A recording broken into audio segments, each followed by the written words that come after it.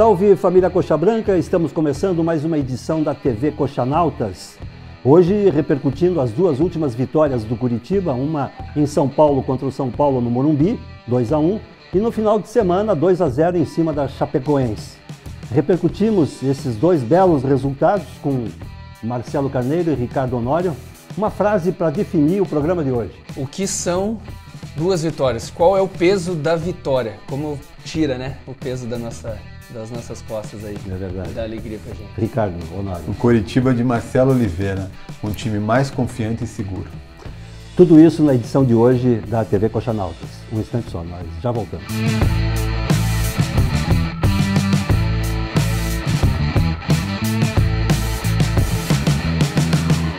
Estamos de volta com o segundo bloco da TV Coxanautas, hoje repercutindo então finalmente essas duas brilhantes vitórias do Curitiba no Brasileiro, fechando o primeiro turno de forma até surpreendente.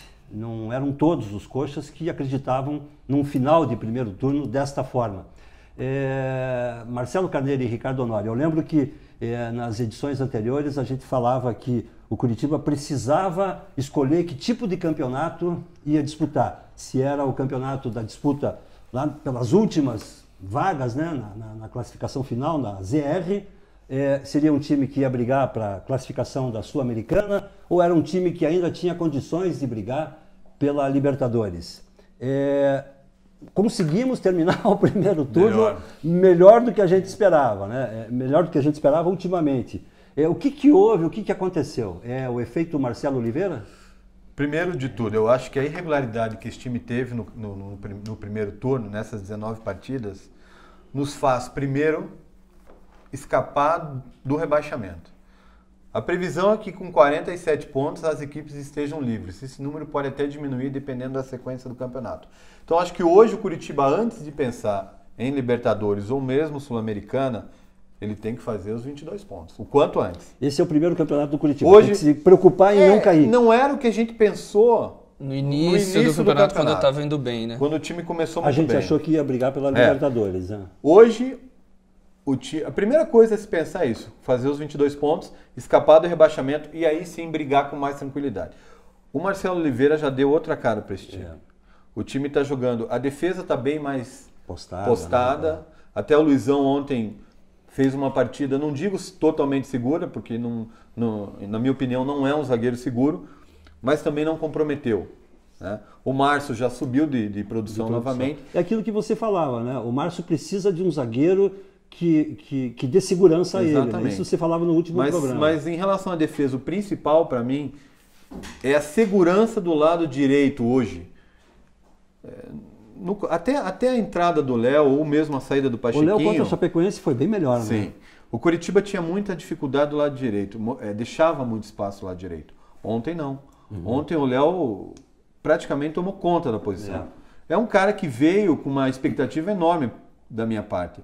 E ontem eu acho que o Curitiba acertou, vendo a atuação dele ontem, acertou na sua contratação. Eu lembro que com o Serginho aqui no programa anterior, eu falava que o Curitiba não tinha lateral direito. Né? Embora tivesse o Ramos, tivesse o Dodô e tivesse o Léo, os três não estavam jogando. Mas sabe o que eu acho, Sérgio? A confiança. O Léo, o Marcelo Oliveira deve ter chego nele e dado confiança. O Léo, e eu vou citar mais dois jogadores que para mim cresceram muito de produção com o Marcelo Oliveira. O Alexandro, que parte da torcida queria ver ele longe do Alto da Glória. E hoje, para mim, ele é o líder dentro de campo, como o Kleber. Chamou para ele a responsabilidade. Como estava fazendo falta, né? Exatamente. Que o Kleber era líder. E o Rildo. O Rildo é emblemático. O Rildo, para mim, ontem fez a melhor partida dele no Curitiba. Indiscutivelmente, para mim, foi o melhor jogador em campo. Nós discutimos em vários programas aqui que o Rildo era um marcador de lateral. Ele estava mal. Ele estava estático nos lados do gramado, marcando... Você acha que o Marcelo fez o que com ele? Deu liberdade para o cara jogar. Deu confiança e deu liberdade. No segundo gol do Coritiba ontem, isso fica claro. O Rildo pelo meio, livre. Ele deu Isso é observação, né, do treinador, não só da parte tática, assim, mas das qualidades de cada jogador, o cara saber aproveitar. Um bom treinador, ele não vê só a parte tática. ele dá liberdade para o jogador ele desenvolver o que tem de melhor. O potencial dele. Né? E o Rildo cresceu muito de produção nessas esse duas gol do partidas. Rildo saiu de uma bola roubada por ele no meio de campo. Né? É, Foi um passe vacilo errado ali da Chapecoense. Então eu acho que a grande mudança do Coritiba, eu ainda acho que o Coritiba tem várias deficiências. Ontem, por exemplo, você não via um articulador na meia cancha na faixa central. O Alan Santos era o cérebro do time ontem, mas jogando mais pelo lado esquerdo, junto com o Carleto e o William Matheus ali. O Galdesani um pouco mais pelo lado direito, o Jonas mais recuado. Então mesmo. O Coritiba assim, sente falta desse cara de um ponta de lança, de um cara que jogue mais próximo dos atacantes, mas mais na faixa central. Que erga a cabeça e que vislumbre uma jogada mais uma enfiada de bola, um lançamento, uma virada de jogo. Eu acho que o Alan Santos não é muito a dele, mas o Alan Santos ontem, contra a Chapecoense, esboçou um futebol próximo disso. Jogou muita bola, né? Ele fez alguns lançamentos assim de profundidade, de erguer a cabeça, como o meu pai dizia, jogador que veste o smoking para bater bola. Não é o caso, né? A gente está longe disso. Joga com elegância. Não é tudo isso você, Alan Santos, mas ontem se aproximou muito disso. Né? Eu até coloquei ele como destaque do jogo no pós-jogo do site ontem. Ele acertou praticamente tudo que ele tentou ontem. Jogou muita bola, é um jogador imprescindível ao time. Assim e dá confiança para todos os outros também, né? Principalmente inclusive tem o lance, né, do segundo gol, que mostra como o time, né? Olha lá o Rildo, onde ele está. Essa situação aí, ele vinha jogando... Você falava em uma situação emblemática, né? Antes, o Rildo não teria, talvez, a coragem de chutar essa bola de onde ele chutou. Exatamente, é outro ponto. A confiança. Ele ia procurar alguém para passar, para se livrar da encrenca. A jogada natural seria o Galdesani, né? O Galdesani está correndo ali, seria ele passar. Mas isso é a confiança de um treinador também. Exatamente. E aí o cara tentou, deu certo, e ele vai tentar mais vezes. Então a grande mudança do Coritiba, do Marcelo Oliveira, para o Coritiba do Pachequinho, é a liberdade que o Rildo está tendo. E a confiança que alguns jogadores estão tendo e cresceram de produção. Esses três que eu citei é um exemplo disso. O Alexandro chamou para ele uma responsabilidade que estava faltando no time, né? Que tinha o Kleber e que estava faltando, não tinha uma liderança. O nosso líder era o Wilson, que por sinal ontem não jogou, né? Finalmente demos essa oportunidade ao Wilson. Fez uma defesa com os pés e um lance lindo cortando o jogador da Chapecoense. Ele merecia descansar nessa partida, o Wilson. Enfim, o Alexandro chamou para ele a responsabilidade que era do Kleber e que nós não tínhamos, né? Durante todas essas últimas rodadas aí, que precisava. Alguém que organize o time dentro de campo. E eu percebi ontem, algumas vezes, o Alexandro chamando os companheiros para algumas responsabilidades, chamando para descer, venha junto, abra lá. Isso faz toda a diferença. É quase um treinador ali dentro do campo ajudando, capitão, né? Exatamente. Time, que precisa fazer esse papel. Eu acho que nós, torcedores, somos um pouco impacientes às vezes. O Alexandre é um cara experiente, jogou em grandes clubes do futebol brasileiro. A gente quer a solução imediata. Exatamente. Né? Não tem que esperar a torcida do Coritiba quer a solução imediata. Mas isso faz parte da canseira também de anos, né? Não é uma coisa de agora, né? Então, isso que faz, acho que cada ano vai ficando mais impaciente. A gente está muito impaciente, mas essa impaciência vem de alguns anos. Então, que bom que ele cresceu com o Marcelo Oliveira. Quem ganha com isso é o Coritiba, né? E nós, né? E nós. Temos um time, finalmente, para torcer pela parte de cima. Tem as carências ainda. Espero que a diretoria procure saná-las. Mas eu acho que o time voltou para o campeonato. E com vontade, né? Até o André comentou no site que a gente ganhou na raça, o time está com vontade, né? Mas ainda, segundo ele, ainda falta qualidade ao time. Né? Jogadas trabalhadas, algumas substituições, alguma coisa. Sobre a jogada trabalhada, a gente tem um dado interessante. O Coritiba só vai voltar a jogar no meio de semana em 26 de setembro. Quer dizer, vai ter a semana inteira para trabalhar. Até lá, nós vamos ter 7 jogos somente no final de semana. Então, o Marcelo Oliveira vai ter tempo para trabalhar o time e os jogadores vão ter tempo para descansar. Então, a tendência é que o Coritiba cresça agora.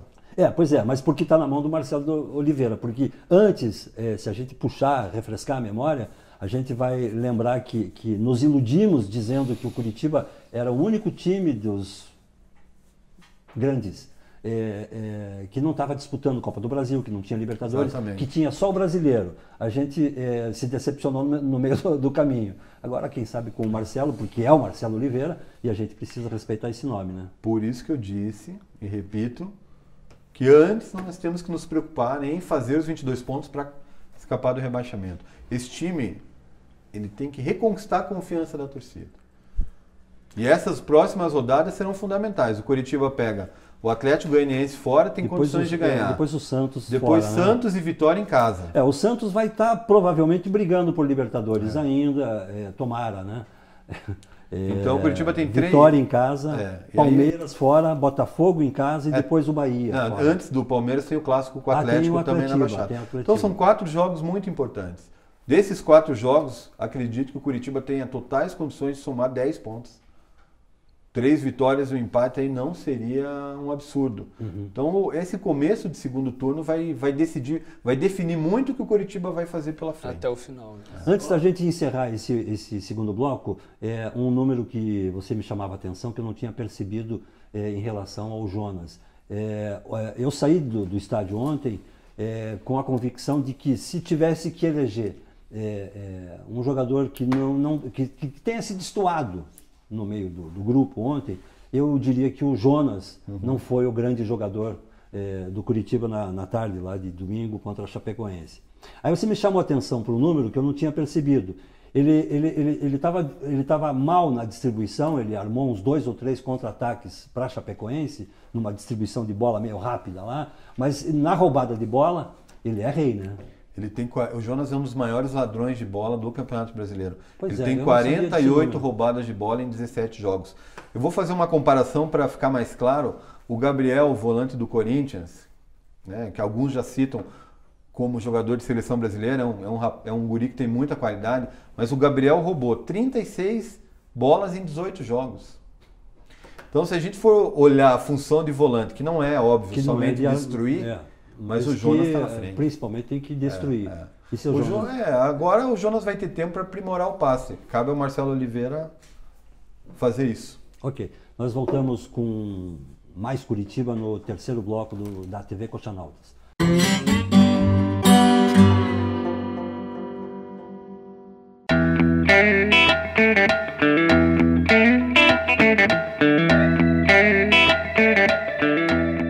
Estamos de volta com o terceiro bloco da TV Coxanautas. O assunto é Curitiba, não poderia ser outro. A fase do Curitiba, a fase boa do Curitiba, engatando 2 vitórias seguidas. Fechando o turno, né? Fechando o turno. A última vitória dentro de casa, coisa que não acontecia há 2 meses. A última vitória em casa foi contra o Palmeiras, em junho, 7 de junho, se não me engano. Enfim, a gente não está acostumado de tomar lambada assim, desse jeito, né? A torcida fica mesmo muito chata. E o que esperar, Ricardo, desse Curitiba agora para o segundo turno? Uma campanha em casa melhor do que foi no primeiro turno. Até o Marcelo Oliveira falou isso, que espera que o Curitiba em casa faça uma campanha melhor. No fundo, Sérgio, a gente espera um Curitiba mais regular, que não leve 12 partidas para ganhar um jogo. Que foi o grande problema. A gente começou bem o campeonato, mas aí teve aquela sequência de 2 jogos que... em outros anos, o que derrubava a gente era uma sequência de 6, 7 jogos, que já é um absurdo. Imagine 12 jogos. Um dado interessante nessa campanha do primeiro turno, diferente de anos anteriores, quando o Curitiba tirava pontos dos grandes e perdia para os pequenos, é que nesse campeonato o Curitiba ganhou dos últimos 5 colocados. Ele ganhou do Atlético Goianiense, do Avaí, do Vitória, do São Paulo e da Chapecoense. Bom, se continuar nessa toada aí, a gente ainda traz mais 3 pontos para casa, porque o próximo adversário é o Atlético Goianiense. E como nesse Campeonato Brasileiro se mostra mais fácil jogar fora do que em casa, e vários resultados estão mostrando isso, a própria vitória do Vitória contra o Flamengo é um exemplo disso, do Atlético Paranaense contra o Palmeiras, apesar do Palmeiras jogar com time reserva, mostra isso. O Curitiba tem todas as condições de trazer uma vitória de Goiânia. E fazer um segundo turno bem melhor. Primeiro, atingindo o número de pontos para não cair para a segunda divisão. e aí buscando algo maior. O campeonato é muito equilibrado.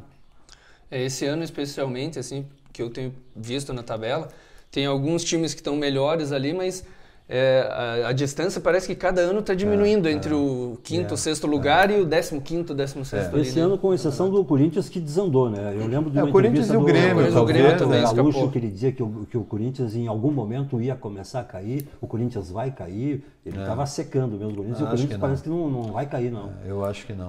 A não ser que aconteça algo espetacular lá. Esse não campeonato, tá com cara que vai cair.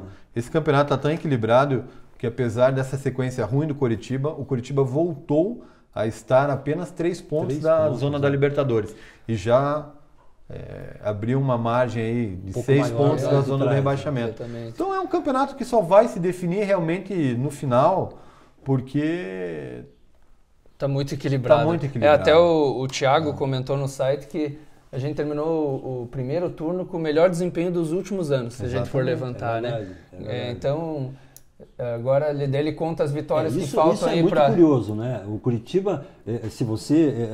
o cara que está chegando agora para acompanhar a gente, não acredita que a gente está falando isso, né? Se o cara souber da história anterior do Curitiba, eu não acredito que vocês estão dizendo que o Curitiba fez a melhor campanha dos últimos anos em primeiro turno dos campeonatos de pontos corridos. Ele termina com o nome na primeira página da primeira tabela. página. Isso que não acontecia, né? 12 rodadas sem pontuar. A única vitória foi contra o Avaí, né? Foi contra o Avaí lá em Santa Catarina por 4-1. Essas duas vitórias... Era um time com cara que ia cair mesmo. Né? Essas duas vitórias já nos trazem uma sensação diferente, né? Uma sensação de que com um pouquinho mais...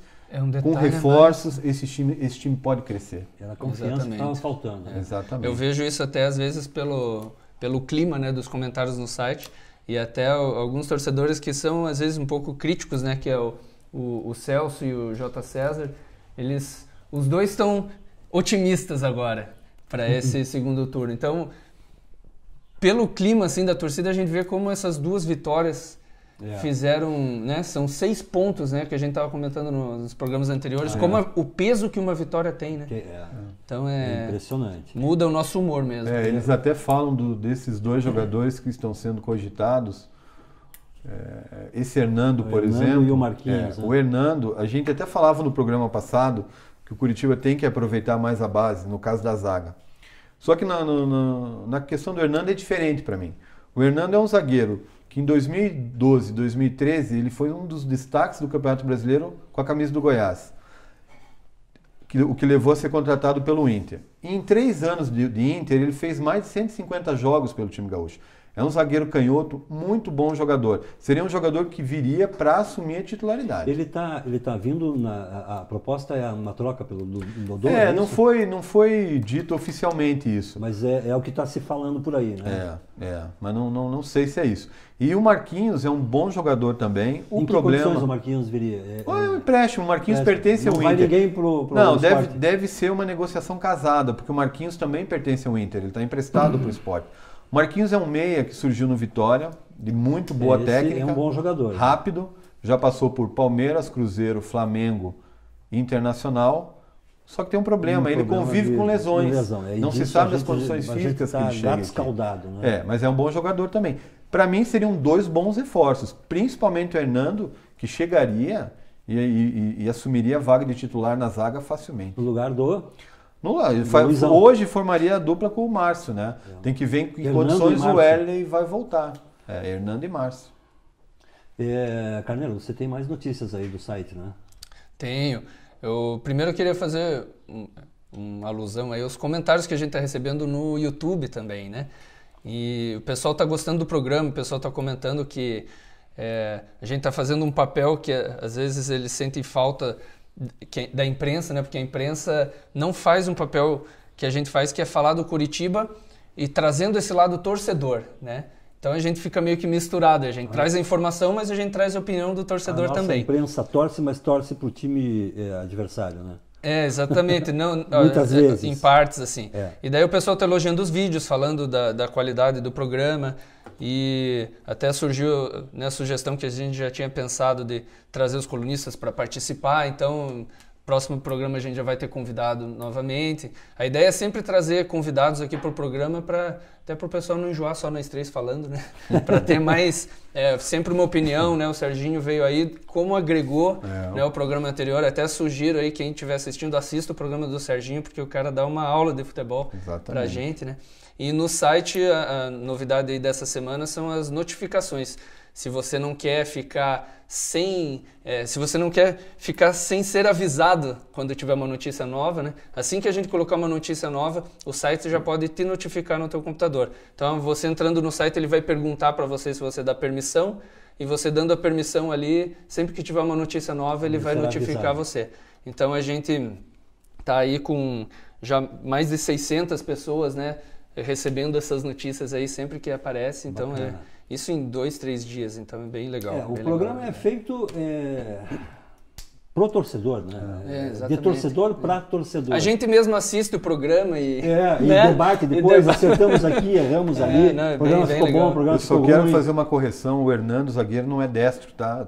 Não é canhoto, ele é destro. Eu estava pensando aqui, ele é um jogador destro. Ok. Para finalizar nesse bloco, Ricardo, me chamou a atenção a entrada do Filigrana em 2 oportunidades, contra o São Paulo e contra a Chapecoense, praticamente no mesmo... quer dizer, o Filigrana já entrou antes contra o São Paulo, tanto que fez o gol, né? O gol salvador, o segundo. Mas a insistência do Marcelo com ele me parece ter visto alguma coisa que a gente não viu ainda nesse jogador.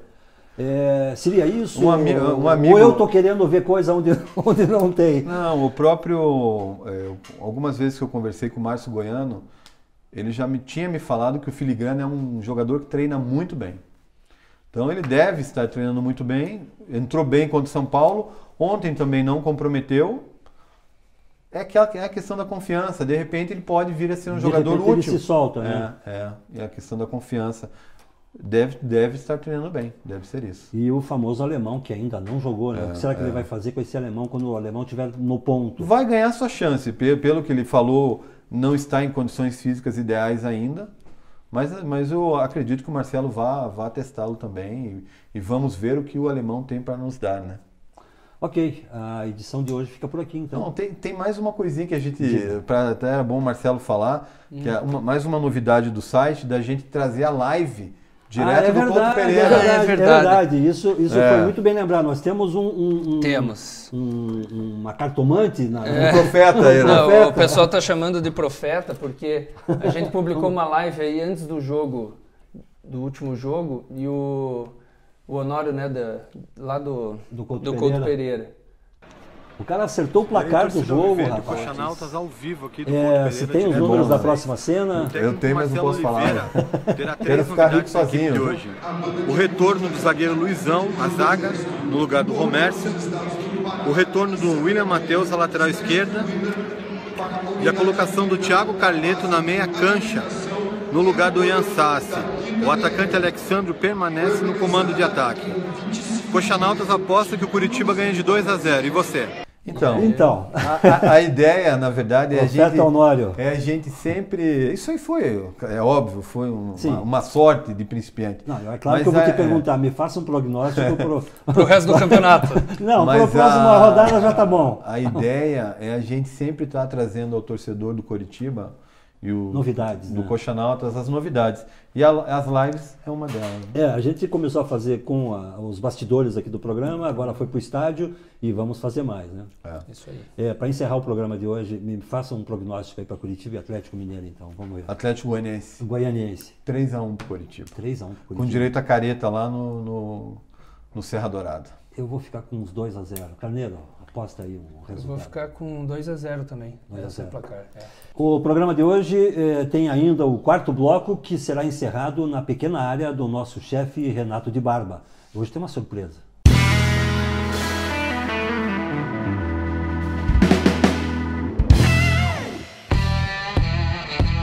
A receita do jogo de hoje é verde e branca e ela é feita em homenagem ao nosso amigo e editor do Coxanautas, o Ricardo Honório, que fez aniversário nesse dia 6 de agosto. Então, ao nosso amigo, um grande abraço e vamos agora saborear a nossa torta e até a próxima receita.